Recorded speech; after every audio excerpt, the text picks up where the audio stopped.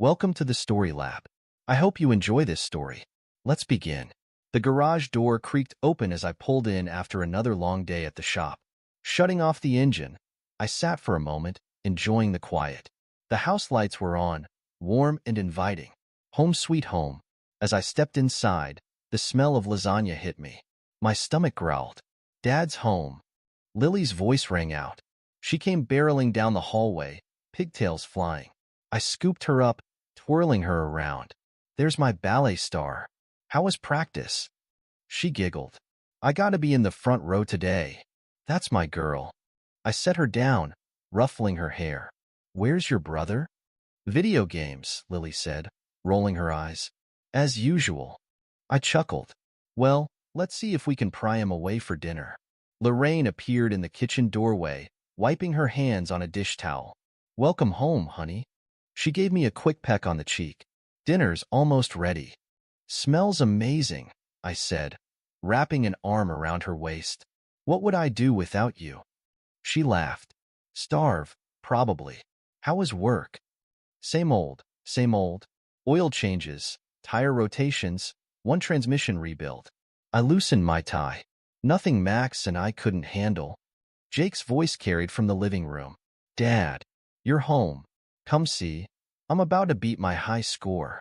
I shared a look with Lorraine. She shooed me away. Go on. I'll call you when dinner's ready. I found Jake sprawled on the couch, controller in hand, eyes glued to the screen. Hey, champ. How was school? Fine, he mumbled, thumbs flying. Coach says I might start as pitcher this weekend. I grinned, settling in beside him. That's great news. We should practice your curveball tomorrow. Jake's character on screen executed a complicated move. Yes, new high score. He turned to me, grinning. Did you see that, Dad? Sure did. Nice work. I ruffled his hair. Now how about you wash up for dinner? He groaned. 5 more minutes? Nope. Your mom's been slaving over a hot stove. Let's not keep her waiting. Grudgingly, Jake set down the controller. As we headed to the kitchen, Lily came bounding up. Daddy, can we have ice cream for dessert? Please. I glanced at Lorraine, who was setting the table. She gave a slight nod. Well, I said, pretending to consider it carefully. I suppose if you eat all your vegetables. Lily's face lit up. I will. I promise. We gathered around the table, passing dishes and sharing stories from our day. Jake proudly recounted his baseball practice, while Lily chattered about her upcoming recital. So, Lorraine, I said between bites, how are things at the hospital? She paused, fork halfway to her mouth. Oh, you know, busy as always. We've got a new patient in the oncology ward, poor thing, but I think we're making progress. I nodded, reaching for her hand across the table. They're lucky to have you. She smiled, but it seemed a little strained. Before I could ask if everything was all right, Jake piped up. Mom, can I go to Tommy's house after school tomorrow? His dad got him the new Super Smash game. Lorraine's smile returned, more genuine this time. As long as your homework's done first. After dinner, I helped Lorraine clean up while the kids settled in for a movie. You seem tired, I said, drying a plate. Everything okay at work? She sighed. Just a lot going on. New protocols, staff shortages. You know how it is. I set down the dish rag and pulled her close. Hey, I appreciate everything you do. For the family, for your patients. You're amazing. Lorraine leaned into me, closing her eyes. Thanks, Evan. I don't know what I'd do without you. Later, as we tucked the kids into bed, I couldn't help but feel a surge of pride. This was what I'd always wanted: a loving family, a stable job, a home filled with laughter. Sure, we weren't rich, but we had each other. What more could a man ask for? Lorraine and I settled onto the couch, her head on my shoulder as we watched the late news. Oh, she said suddenly, I almost forgot. I've got a seminar this weekend. New treatment techniques. It's out of town, so I'll be gone overnight Saturday. I frowned slightly. Another one? Didn't you just go to one last month? She sat up, not quite meeting my eyes. I know. I'm sorry. But you know how important continuing education is in my field. I nodded slowly. No, you're right. It's just, I'll miss you. Lorraine's expression softened. She leaned in, kissing me deeply. I'll miss you too, but I'll make it up to you when I get back, I promise. As we headed to bed, I pushed aside the nagging feeling in my gut. Lorraine was dedicated to her job, that's all. I was lucky to have such a hard-working, caring wife. And tomorrow was another day: Jake's baseball practice, Lily's recital, our life together. I drifted off to sleep, Lorraine's warm presence beside me, looking forward to the weekend ahead with my family. Saturday morning dawned bright and early. I yawned, stretching as I made my way to the kitchen. To my surprise, Max was already there, nursing a cup of coffee. "Morning, boss," he said with a grin. "Lorraine let me in. Hope you don't mind." I chuckled, pouring myself a cup. "Mi casa es su casa. What brings you by so early?" Max's expression turned serious. "Actually, I wanted to talk to you about something." Before he could continue, Lorraine bustled in, overnight bag in hand. "Morning, boys. I'm heading out. Evan, don't forget Lily has ballet at 2, and Jake needs new cleats." I gave her a quick kiss. "Got it covered. Drive safe, honey." As the door closed behind her, I turned back to Max. "So, what's on your mind?" He shifted uncomfortably. "It's about Lorraine." I felt a knot form in my stomach. "What about her?" Max took a deep breath. "Look, you know I wouldn't say anything if I wasn't worried. But, have you noticed anything off lately?" I frowned. "Off how?" "She's been on her phone a lot. And these seminars and late shifts, they seem to be happening more often." I laughed, but it sounded forced even to my ears. "Come on, Max, Lorraine's a nurse. Of course she's busy." Max held up his hands. I know. It's just, the other day at the barbecue, I overheard her on the phone. She was being real secretive, man." I felt my jaw clench. "What are you saying?" "I'm not saying anything," Max backpedaled. "Just keep your eyes open, okay?" I stood abruptly, chair scraping against the floor. "Lorraine would never cheat on me. We're happy. We have a good life." Max's eyes were full of concern. "I hope you're right, buddy. I really do." After he left, I tried to shake off the conversation, but Max's words kept echoing in my head. I busied myself with chores, trying to push away the doubts. That afternoon, I took Jake to the sporting goods store for new cleats. "How about these, Dad?" Jake held up a pair of flashy neon shoes. I chuckled. "A bit bright, don't you think? How about we stick with classic black?" Jake rolled his eyes. "Boring." As we browsed, my phone buzzed. A text from Lorraine. "Miss you already. Can't wait to get home tomorrow." I smiled, feeling my earlier worries fade. See? Everything was fine. After dropping Jake at a friend's house, I picked up Lily from ballet. Her face was flushed with excitement as she climbed into the car. "Daddy, Miss Johnson says I might get a solo in the recital." "That's fantastic, sweetheart." I grinned at her in the rearview mirror. "We'll have to celebrate. How about ice cream?" Lily cheered, and soon we were sitting at the local ice cream parlor, Lily chattering away between bites of her sundae. And then Kaylee said that Tommy likes me, but I told her that's gross because boys have cooties. I laughed. "Oh, really? Do I have cooties too?" Lily considered this seriously. "No, you're different. You're daddy." As we finished our treats, my phone buzzed again.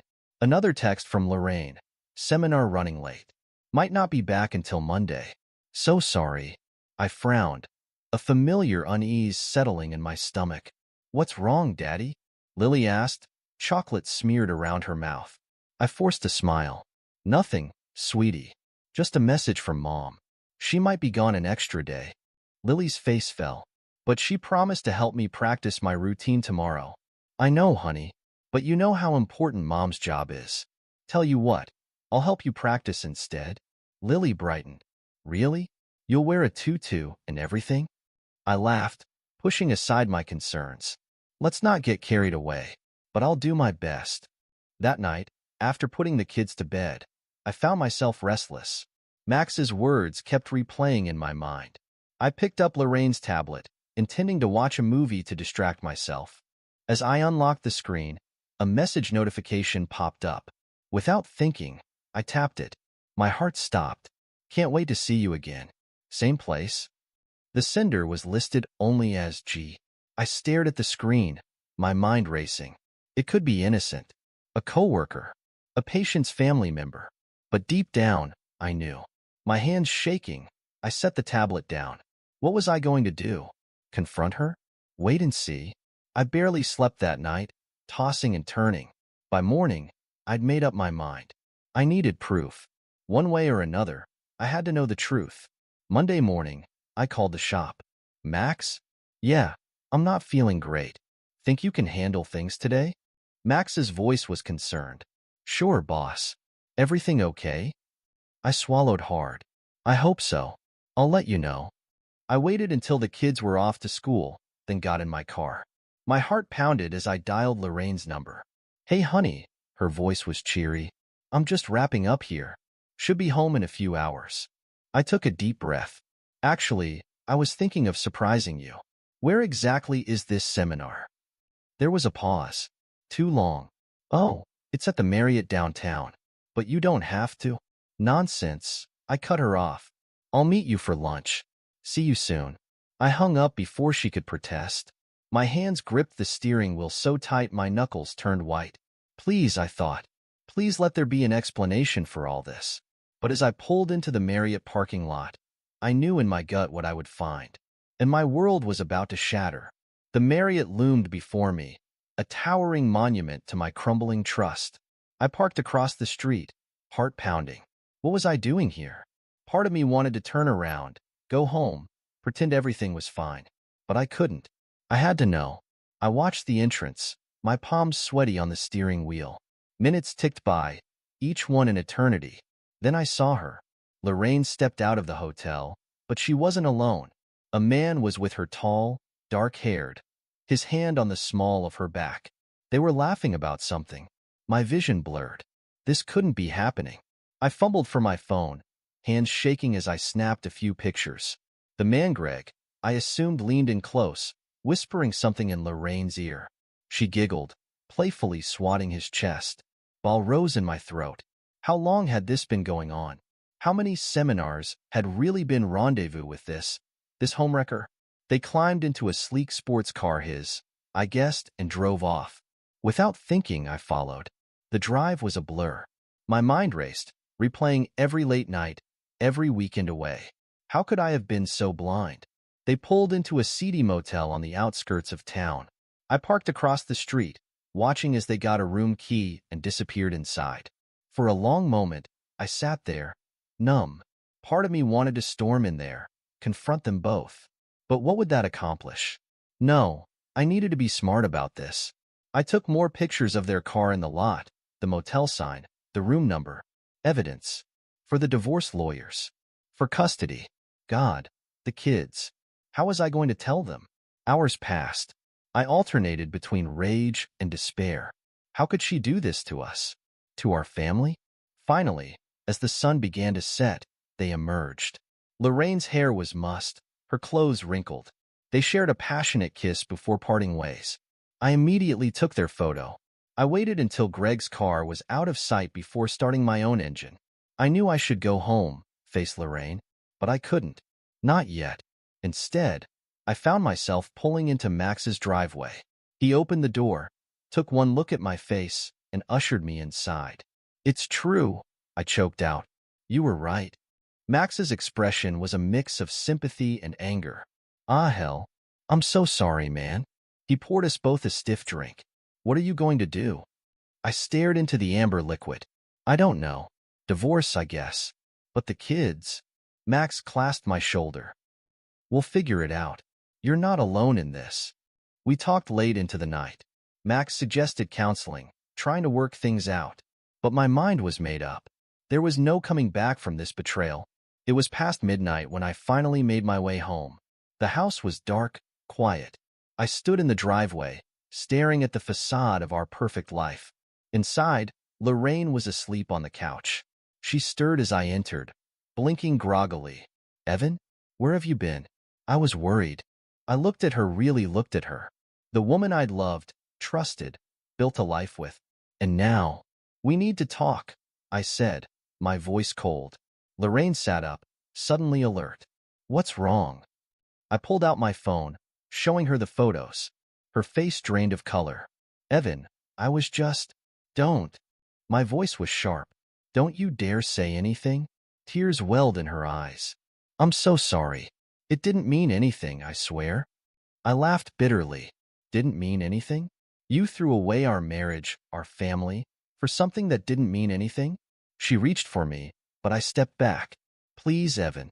We can work this out. Go to counseling. I'll do anything. I shook my head. It's too late for that. I want a divorce. Lorraine broke down, sobbing. No, please. Think of the children. I am thinking of the children, I said quietly. They deserve better than this. Better than you. I turned away, heading for the stairs. I'm sleeping in the guest room. We'll talk about logistics in the morning. As I lay in the unfamiliar bed, I stared at the ceiling. My life had irrevocably changed. But as the initial shock wore off, a new emotion began to take hold. Rage. Lorraine had destroyed everything we'd built. And for what? A cheap fling? No, I wouldn't let her get away with this. She'd torn apart our family, betrayed my trust, and for what? A few stolen moments with some smooth-talking doctor? I lay there, staring at the ceiling, my mind racing. The kids. What would I tell them? How could I protect them from this mess? One thing was clear. I couldn't let Lorraine win. She didn't get to blow up our lives and walk away unscathed. As the first light of dawn crept through the window, I made a decision. I'd fight. For my kids, for my dignity, for everything we built together. I got up, my body aching from the restless night. Quietly, I packed a bag with some clothes and essentials. I couldn't stay here, not with her. In the kitchen, I found Lorraine already up, her eyes red and puffy. Evan, she started, her voice trembling. Please, can we talk about this? I held up a hand, silencing her. Save it, Lorraine. I'm going to stay with Max for a while. Her face crumpled. What about the kids? I'll be back to take them to school. We'll figure out a schedule. You can't just leave, she pleaded. What will we tell them? I turned to her, my voice cold. We'll tell them the truth. That mommy decided to throw away her family for a role in the hay with Dr. Charming. Lorraine flinched as if I'd slapped her. It wasn't like that. Then what was it like? I demanded. Please enlighten me. How exactly does one accidentally fall into an affair? She opened her mouth, then closed it again, tears streaming down her face. I shook my head, disgusted. That's what I thought. I'll be back for the kids. As I walked out the door, Lorraine called after me. Evan, please. I love you. I paused, not turning around. You should have thought of that before. The drive to Max's was a blur. He opened the door, took one look at my face, and wordlessly ushered me inside. We sat at his kitchen table, nursing cups of coffee. What's the plan? Max asked finally. I sighed, running a hand through my hair. I don't know. Divorce, I guess. But the kids? Max nodded sympathetically. It's gonna be rough, but you'll get through this. And hey, I'm here for you, whatever you need. I managed a weak smile. Thanks, man. I don't know what I'd do without you. As I sipped my coffee, a quiet rage began to build inside me. Lorraine thought she could just apologize and everything would be fine. No, she'd made her choice. Now she'd have to live with the consequences. I pulled out my phone, scrolling through my contacts. It was time to call in some help. Time to show Lorraine exactly what she'd thrown away. The lawyer's office was cold, impersonal. I sat across from Mr. Daniels, a balding man with wire-rimmed glasses, as he explained Ohio's divorce laws. Unfortunately, Mr. Callahan, Ohio is a no-fault divorce state, he said, his voice monotone. This means that regardless of your wife's infidelity, the court will still aim for an equitable distribution of assets. I leaned forward, my hands clenched. But she cheated. Doesn't that count for anything? Daniels sighed, removing his glasses. Morally, yes. Legally, not as much as you'd hope. Given her stable job and role as primary caregiver, she could potentially even gain primary custody of the children. My stomach dropped. You're telling me she could cheat, blow up our family, and still walk away with everything? Not everything, Daniels clarified. But yes, she could come out of this quite well, financially speaking. I stood up, pacing the small office. This is insane. There has to be something we can do. Daniel spread his hands. We can fight, of course. But I want you to be prepared for a potentially long and costly battle. I ran a hand through my hair, frustration building. And the kids? How do I protect them? We can push for joint custody, Daniels replied. But unless we can prove Lorraine is an unfit mother, it's unlikely you'd get sole custody. I sank back into my chair, deflated. So what you're saying is, the system is stacked against me. Daniels nodded sympathetically. I'm afraid so, Mr. Callahan. I'm sorry. As I left the office, my mind was reeling. How could this be happening? Lorraine betrays me, and she gets rewarded? I found myself driving to Max's shop, needing to talk to someone who'd understand. Max looked up as I entered, wiping his hands on a rag. Hey man, how'd it go with the lawyer? I shook my head, leaning against a workbench. Not good. Turns out the law doesn't care much about cheating wives. Max's face darkened. Seriously? That's messed up. Tell me about it, I sighed. The lawyer says Lorraine could end up with half of everything, maybe even primary custody of the kids. Max whistled low. Damn. So what are you gonna do? I shrugged, feeling helpless. I don't know, man. Fight it, I guess. But it's gonna be ugly. Max was quiet for a moment, then spoke hesitantly. Have you thought about, I don't know, counseling or something? Maybe try to work it out? I stared at him, incredulous. Work it out? She cheated on me, Max. How do you come back from that? He held up his hands defensively. I'm just saying, for the kids' sake. The kids deserve better than a lying, cheating mother. I snapped. Max nodded slowly. You're right. I'm sorry, man. I shouldn't have suggested it. I took a deep breath, trying to calm down. No, I'm sorry. I shouldn't have snapped at you. I don't know what to do. Max clasped my shoulder. We'll figure it out, okay? You're not alone in this. As I drove home that night, my mind was churning.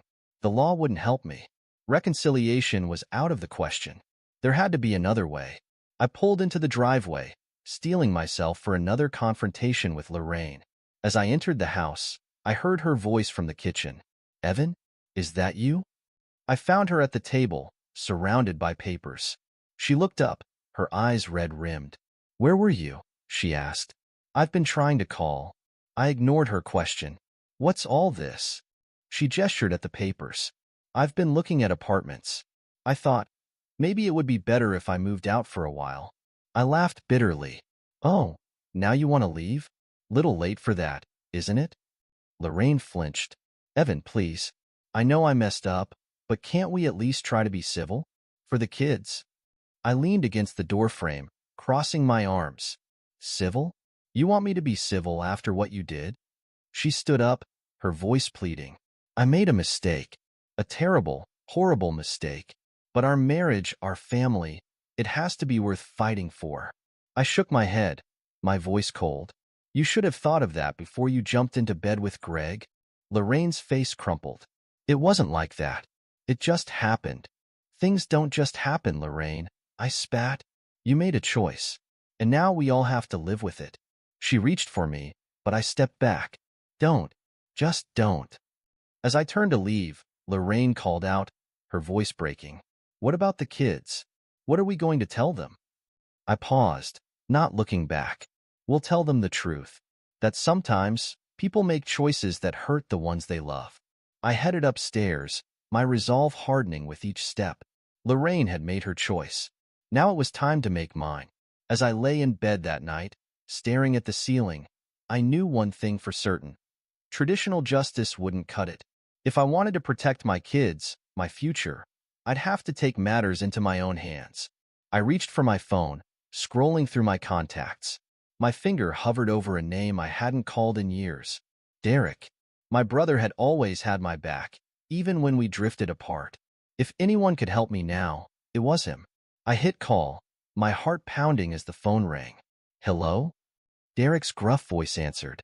I took a deep breath. Hey, big brother. It's Evan. I need your help. The diner was nearly empty, just a few truckers nursing cups of coffee at the counter. I sat in a booth near the back, nervously tapping my fingers on the tabletop. The bell above the door jingled, and I looked up to see Derek walk in. He's scanning the room, his military training evident in his posture. I stood up, suddenly unsure. It had been years since we'd seen each other. Derek. He turned, his eyes finding mine. For a moment, we just stared at each other. Then he closed the distance in a few long strides and pulled me into a bone-crushing hug. "Little brother," he said gruffly, "it's good to see you." We sat down, an awkward silence falling between us. The waitress came over, pouring us both coffee. "So," Derek said finally, "want to tell me what's going on?" I took a deep breath, then spilled everything. Lorraine's affair, the impending divorce, the unfair loss. Derek listened silently, his face darkening with each word. When I finished, he leaned back, crossing his arms. "Jesus, Evan. I'm so sorry." I shrugged, trying to keep my voice steady. "Yeah, well, it is what it is." Derek's eyes narrowed. "No, it's not. You called me for a reason. What do you need?" I hesitated, then met his gaze. "I need information. On the guy she cheated with. Greg Turner." Derek nodded slowly. "What kind of information?" "Anything," I said. "Dirt. Leverage. Something I can use to make sure I don't lose my kids." He was quiet for a moment, considering. "You sure about this, Evan? Once we start down this road?" "I'm sure," I said firmly. Lorraine made her choice. Now I'm making mine. Derek nodded, a hint of a smile on his face. "All right then, let's get to work." Over the next few weeks, Derek and I dug deep into Greg Turner's life. We called in favors, followed leads, pieced together a picture of the man who'd helped destroy my marriage. "Got something?" Derek said one night, his voice excited over the phone. "Greg's got a history of misconduct at the hospital. Drug use, harassment, the works. It's all been hushed up, but the records are there if you know where to look." I felt a surge of hope. "Can you get proof?" "Already working on it," Derek replied. "Give me a few more days." As we worked, I felt closer to my brother than I had in years. One night, as we pored over documents in my temporary apartment, I looked up at him. "Hey, Derek." He glanced up from his laptop. "Yeah. Thanks," I said softly, "for doing this, for having my back." Derek's face softened. "Always, little brother. Always." Finally, after weeks of work, we had what we needed. A thick file of evidence detailing Greg's misdeeds. I stared at the documents spread across my kitchen table, a mix of emotions swirling inside me. "You okay?" Derek asked, concern in his voice. I nodded slowly. "Yeah, it's just, this is it, isn't it? No going back after this." Derek placed a hand on my shoulder. "You don't have to do this, Evan. We can find another way." I shook my head, steeling my resolve. "No, Lorraine and Greg need to face consequences. For the kids' sake, if nothing else." Derek nodded, understanding in his eyes. "All right then, what's the next move?" I gathered up the documents, my mind already forming a plan. Now, we set the trap. The next few weeks were a blur of activity. With Derek's help, I carefully planted evidence of Greg's drug use and harassment in strategic locations around the hospital. An empty pill bottle here, a compromising email there.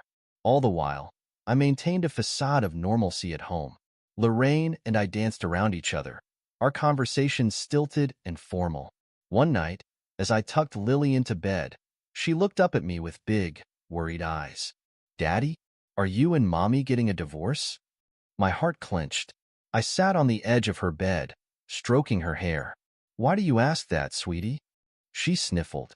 "Because you're always fighting, and you sleep in different rooms now." I took a deep breath, choosing my words carefully. "Honey, sometimes grown-ups have problems they need to work out. But I want you to know that no matter what happens between me and Mommy, we both love you and Jake very, very much." Lily threw her arms around me, burying her face in my chest. "I don't want you to go away." I held her tight, fighting back tears. "I'm not going anywhere, baby. I promise." As I left Lily's room, I ran into Lorraine in the hallway. She looked tired, defeated. How is she? Lorraine asked softly. I sighed, scared, confused. She knows something's wrong? Lorraine's eyes filled with tears. God, Evan, what are we doing to them?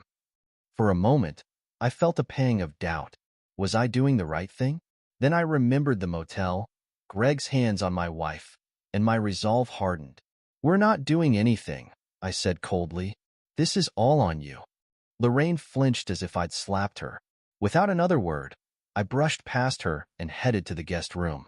The next day, I met Derek at a coffee shop to go over the final stages of our plan. You sure about this? Derek asked, his voice low. Once we pull the trigger, there's no going back. I nodded, my jaw set. I'm sure. They need to face consequences. Derek leaned back, studying me. And what about you? Have you thought about what this might do to you? To the kids? I hesitated, then shook my head. I can't think about that now. I have to protect my family. Derek sighed. All right, but promise me something? What? When this is all over, get some help. Talk to someone. Don't let this eat you up inside. I managed a weak smile. I promise. That night, I sat at my computer, my finger hovering over the send button. The email would go to the hospital administration, anonymously tipping them off about Greg's misconduct. I thought about Lily's tearful face, Jake's confusion, Lorraine's betrayal. With a deep breath, I clicked send. The trap was set. Now all that was left was to watch it spring. Over the next few days, I kept a close eye on Lorraine. She seemed distracted, constantly checking her phone with a worried expression. Finally, one evening, she came home looking shell-shocked. Evan, she called out, her voice shaky. Are you here? I came down the stairs, keeping my face neutral. What's wrong? Lorraine sank onto the couch, her face pale. It's Greg. He's been suspended from the hospital. There's an investigation, drug use, harassment. They're saying he might lose his medical license. I feigned surprise. What? That's terrible. Are you okay? She looked up at me, her eyes filled with a mixture of guilt and fear. I don't know. I just can't believe it. Greg always seemed so together. I sat down next to her, careful to maintain some distance. People aren't always what they seem, I guess. Lorraine nodded slowly, then turned to me with pleading eyes. Evan, I know I've made terrible mistakes, but I want to make things right. Can we please talk about our future? I stood up, keeping my distance. What future, Lorraine? You threw that away when you decided to cheat. She reached for my hand, but I pulled away. Please, Evan. I love you. I love our family. We can work through this. I shook my head, my voice cold. No, we can't. It's too late for that. Lorraine's face crumpled. What about the kids? They need both of us. They need parents they can trust, I retorted. You should have thought about that before you started sneaking around with Greg. She flinched at his name. It was a mistake. A horrible, stupid mistake. I'll do anything to make it right. I laughed bitterly. Anything? How about turning back time? How about undoing the betrayal? Lorraine sobbed, her shoulders shaking. I'm so sorry, Evan. I never meant to hurt you like this. I turned away, unable to watch her cry. I'm going out. Don't wait up. As I left the house, I pulled out my phone and dialed Derek's number. Hey, little brother, he answered. How's it going? Phase 1 is complete, I said, my voice low. Greg's been suspended. Now we move on to Lorraine. Derek was silent for a moment. You sure about this, Evan? It's not too late to back out. I gripped the phone tighter. I'm sure. She made her choice. Now she has to live with the consequences. All right, Derek sighed. What's the next move? I got into my car, starting the engine. We need to hire a nanny. Someone to watch the kids while I gather evidence against Lorraine. I might know someone, Derek said. I'll make some calls. As I drove through the darkening streets, I felt a mixture of satisfaction and guilt. Was I going too far? Then I remembered Lorraine's betrayal, the look on Lily's face when she asked about divorce, and my resolve hardened. No, this wasn't just about revenge anymore. This was about protecting my children, securing our future. And I'd do whatever it took to make that happen. The next morning, I met with Sarah. The nanny Derek had recommended. She was young, cheerful, and came with glowing references. "So, Mr. Callahan," Sarah said, her smile bright, "tell me about your children." I leaned back in my chair, forcing a smile. "Jake's 12, into baseball and video games. Lily's 8, loves ballet. They're good kids, just going through a tough time right now." Sarah nodded sympathetically. "Divorce is hard on everyone, but I'm here to help make things easier." I hesitated, then decided to be honest. "It's more complicated than that. Their mother.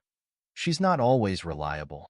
I need someone who can be there consistently, someone the kids can count on." Sarah's expression turned serious. "I understand, Mr. Callahan. You can count on me." As Sarah settled into our routine, I began my next phase. I set up cameras around the house, documenting Lorraine's comings and goings. I noted every time she was late picking up the kids, every dinner she missed, every school event she forgot. One evening, as I reviewed the footage, Derek called. "How's it going?" he asked. I sighed, rubbing my eyes. "Slowly, but I'm building a case. Lorraine's been distracted, erratic, missing important events for the kids." Derek was quiet for a moment. "Evan, are you sure this is what you want? It's not too late to try counseling, to work things out." I felt a flash of anger. Work things out? After what she did? No, Derek. She made her choice. Now she has to live with it. All right, Derek said, his voice placating. "Just be careful, okay? Don't let this consume you." After we hung up, I sat in the dark, staring at the screens. On one, I could see Lorraine in the kitchen, her head in her hands. For a moment, I felt a pang of sympathy. Then I remembered the motel, Greg's arms around her, and my heart hardened once more.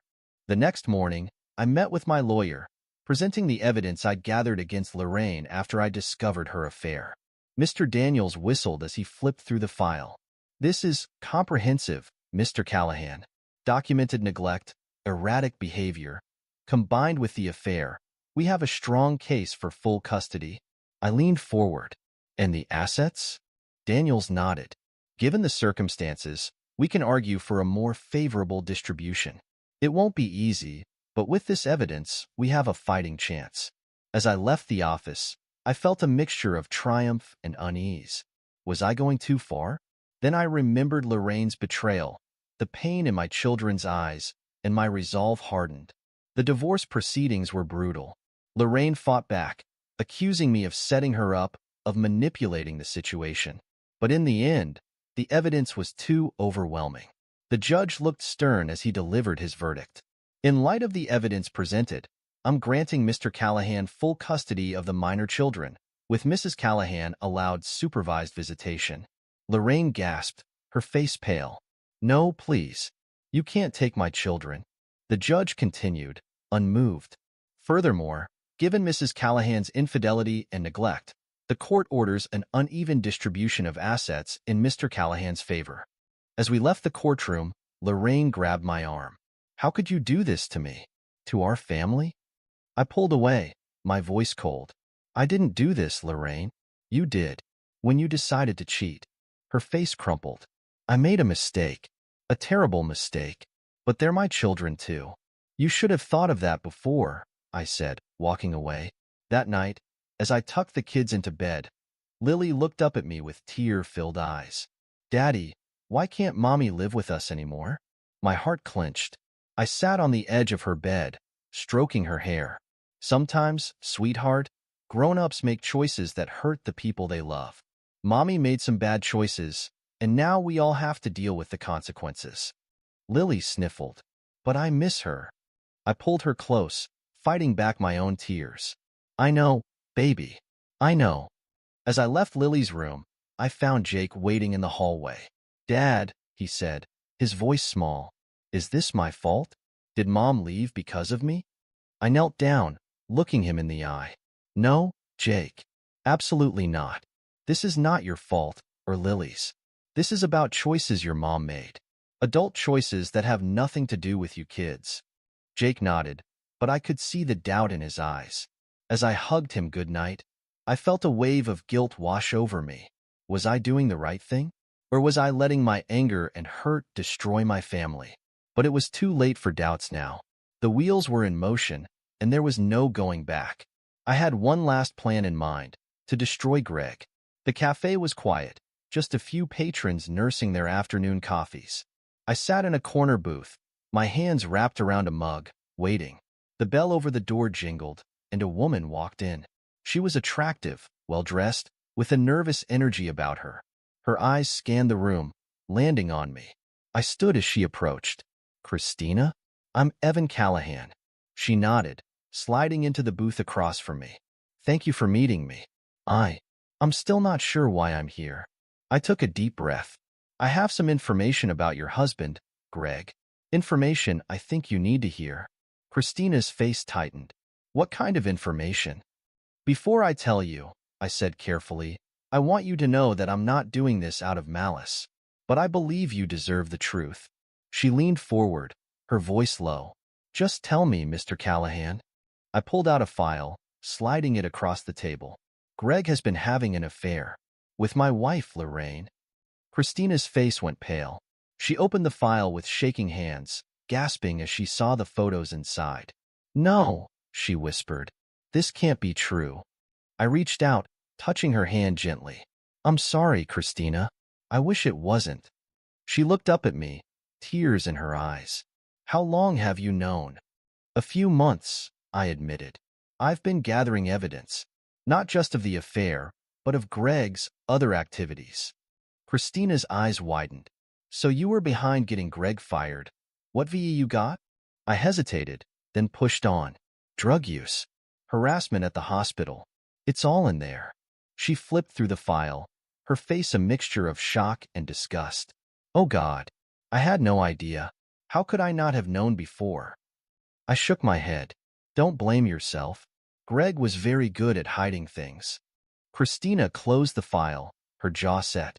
"What are you going to do?" "I've already done it," I said quietly.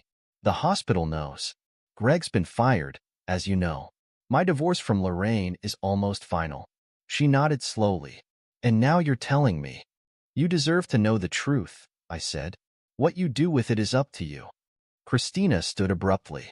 "Thank you, Mr. Callahan. I need some time to process this." As she left, I felt a twinge of guilt. Was I doing the right thing? Then I remembered Lorraine's betrayal, the pain in my children's eyes, and my resolve hardened once more. A week later, I received a call from Christina. "I've filed for divorce," she said, her voice steady. "And I've gotten a restraining order against Greg." I let out a breath I didn't know I was holding. "How are you doing?" There was a pause. "I'm angry, hurt, but relieved, in a way. At least now I know the truth." After we hung up, I sat in silence, contemplating the wreckage of our lives. Greg and Lorraine had destroyed two families with their selfishness, and now they were facing the consequences. That evening, as I was making dinner for the kids, there was a knock at the door. I opened it to find Lorraine standing there, looking haggard. "Can I come in?" she asked, her voice small. I hesitated, then stepped aside. She walked into the living room, wringing her hands. "I lost my job," she blurted out. "The hospital. They said my association with Greg was too much of a liability." I leaned against the wall, arms crossed. "I'm sorry to hear that." Lorraine laughed bitterly. "Are you? Isn't this what you wanted? To destroy me completely?" I shook my head. "I didn't want any of this, Lorraine. You made your choices. These are the consequences."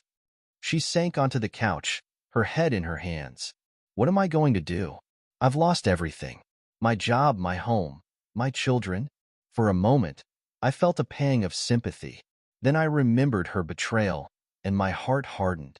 "You should have thought of that before you decided to cheat," I said coldly. Lorraine looked up at me, her eyes red. "I know I messed up, Evan, but did I really deserve all this?" I met her gaze steadily. "You and Greg destroyed two families with your selfishness. What did you think would happen?" She gasped. "Two families? What are you talking about?" "Christina knows," I said simply. "She's divorcing Greg. Got a restraining order against him." Lorraine's face crumpled. "Oh God, what have we done?" I turned away, unable to watch her cry. You made your bed, Lorraine. Now you have to lie in it. As she left, sobbing, I felt a mixture of satisfaction and guilt. The revenge I'd sought was complete, but at what cost? Months passed. Slowly, life settled into a new routine.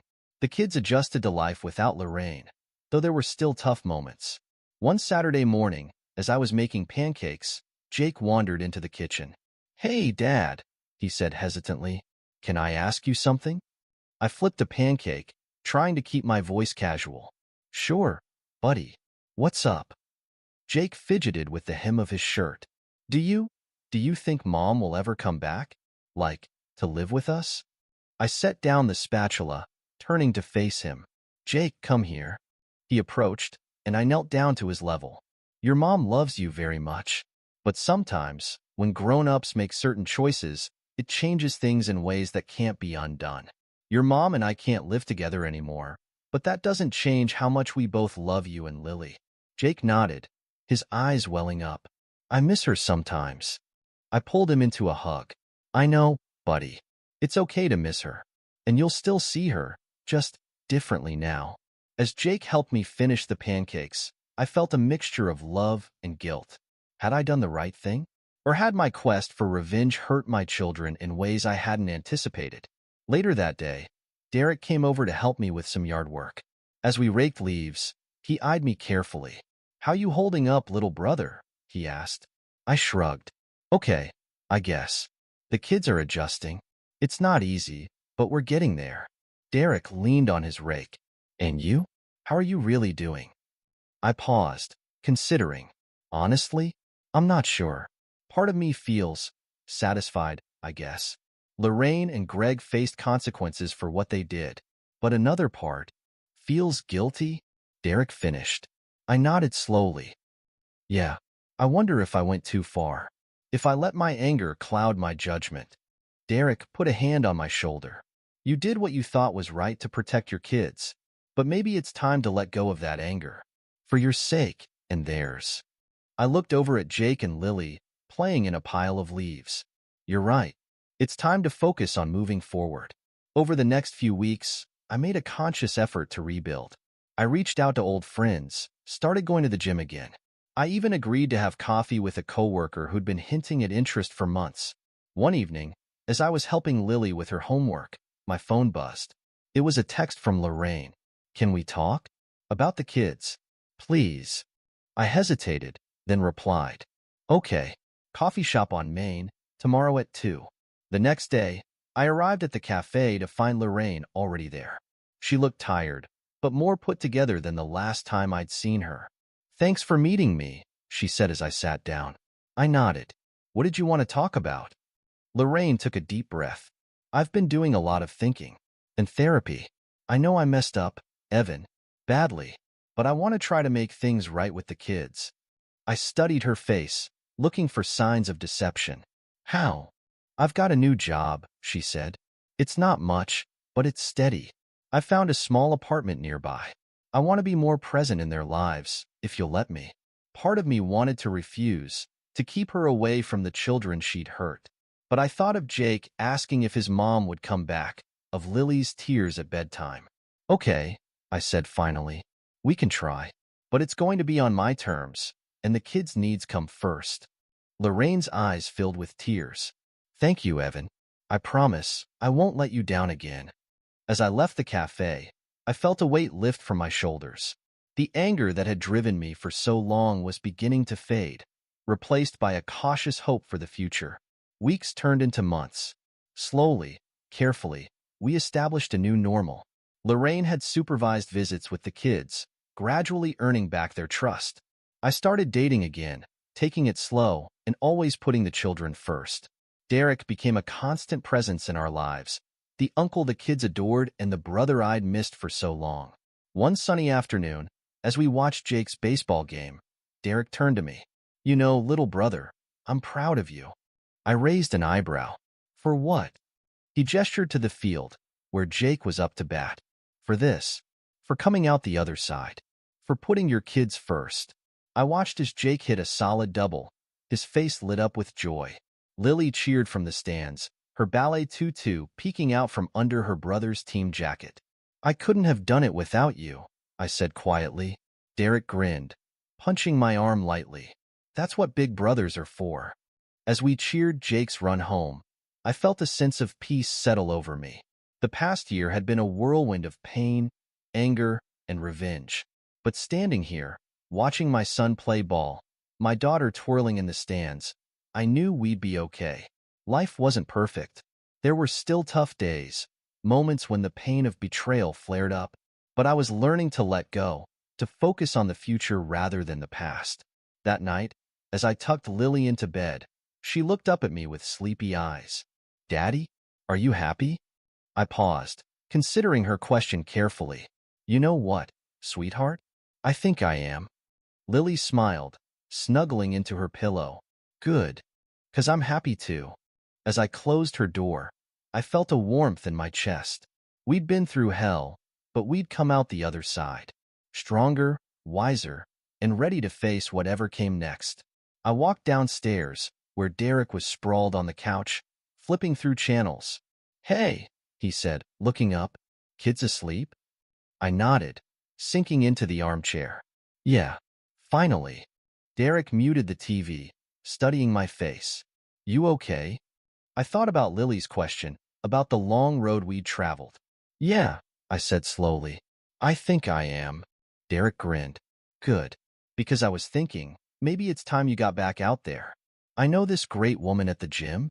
I threw a pillow at him, laughing. "One step at a time, big brother. One step at a time."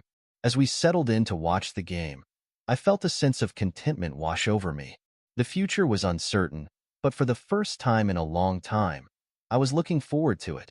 Lorraine and Greg had faced the consequences of their actions. Justice, in its own way, had been served. But more importantly, I'd found my way back to what really mattered. My children, my family, and the possibility of happiness again. It wasn't the life I'd planned, but it was a good one. And that, I realized, was enough. This is where our story comes to an end. Share your thoughts in the comments section. Thanks for your precious time. If you enjoyed this story, then please make sure you subscribe to this channel. That would help me a lot. Click on the video you see on the screen, and I will see you there.